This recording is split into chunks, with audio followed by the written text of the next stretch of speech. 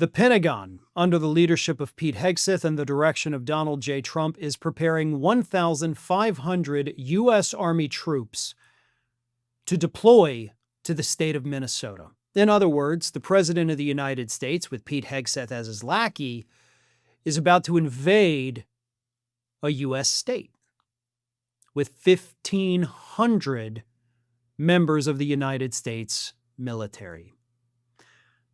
These members, these 1,500 individuals who, by the way, are currently stationed in Alaska, have been told to prepare for this deployment.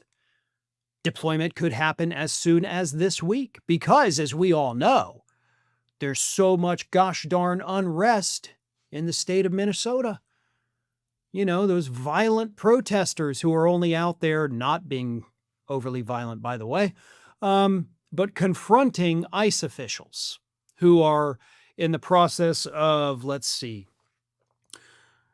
going into a man's home with guns drawn to pull him out in his underwear and a blanket, to deport him, and, of course, arresting 3 workers at a Minnesota Mexican restaurant. So, you know, they're doing the hard work of getting out the middle-aged fathers and restaurant workers. And protesters are obviously not happy about having hundreds or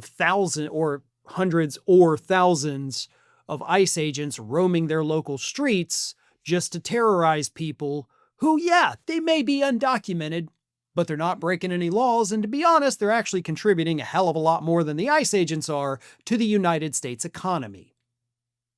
Those are the people that are being rounded up, okay? It's not gang members like Donald Trump said. I hope everybody remembers that he told us just weeks ago there were literal gangs of Somali immigrants roaming the streets of Minnesota to the point where people can't leave their houses. He said those words to us.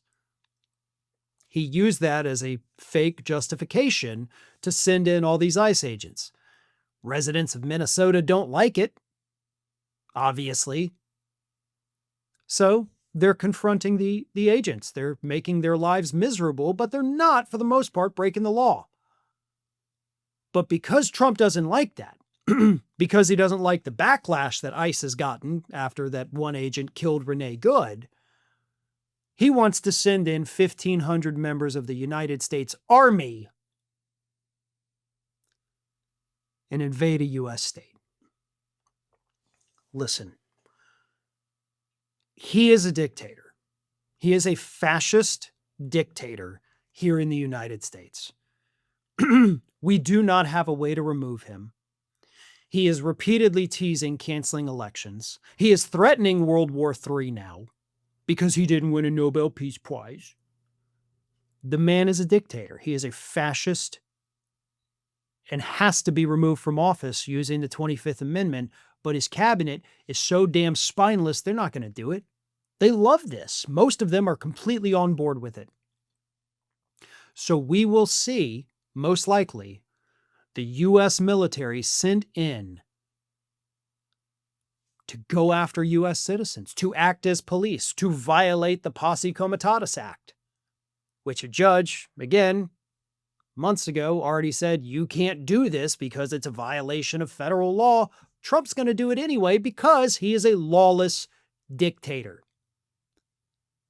The simple solution, you want the unrest on the streets of Minnesota to go away?